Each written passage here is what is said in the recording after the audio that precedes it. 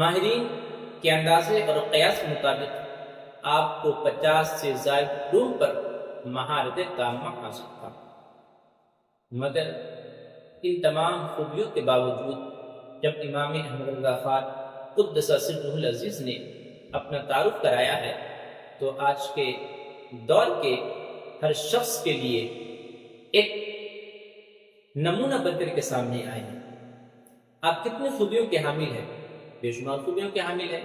مگر آپ نے اپنے بارے میں بتایا میں کیا ہوں، میرے اندر کیا کیا خوبی ہے، اس کو آپ نے ایک شعر کے ذریعے سے بیان فرمایا۔ فرماتے ہیں کس منہ سے کہوں رشک عنادل ہوں میں، کس منہ سے کہوں رشک عنادل ہوں میں، شاعر ہوں فصیح بے مناصر ہوں میں، حقا کوئی صنعت نہیں آتی مجھ کو، ہاں یہ ہے کہ نقصان میں کامل ہوں میں۔ تو اتنی خوبیوں کے باوجود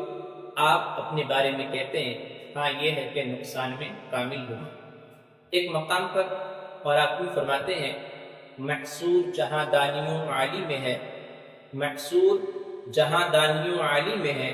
کیا شبہ رضا کی بے مثالی میں ہے، ہر شخص کو ایک وصف میں ہوتا ہے کمال۔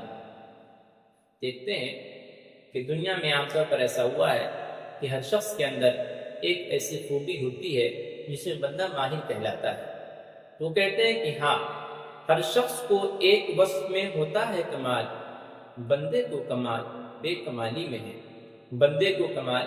بے کمالی میں ہے۔ تو آپ اتنے بڑے عالم ہونے کے باوجود آپ نے جو اپنا تعارف کرایا یہی کرایا بندے کو کمال بے کمالی میں ہے۔ اسی مفہوم کو بیدم وارسی رحمۃ اللہ علیہ اپنی زبان میں فرمایا عشق آیا رفعت خیالی لے کر،